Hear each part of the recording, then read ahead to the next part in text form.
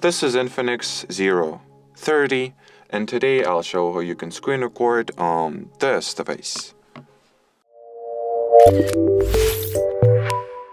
So, in order to start recording your display, your screen, you'll need to first launch the control panel by swiping downwards from the right half of your status bar.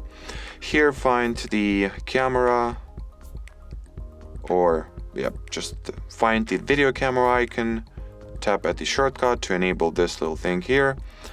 And as you can see, the screen recording gets started automatically. You can pause it if you want to, or you can finish it by tapping at the square here. This little shortcut allows you to open the screen recordings folder, go into the screen recorder settings and change them, or close itself. At the screen recorder settings, you can select what sound will be recorded and what not. So you can mute or unmute both device or system sound and the microphone sound. You can set the preferred image quality. You can make taps visible or invisible, and make it so that once you enter the screen recording, the Do Not Disturb mode will be enabled automatically.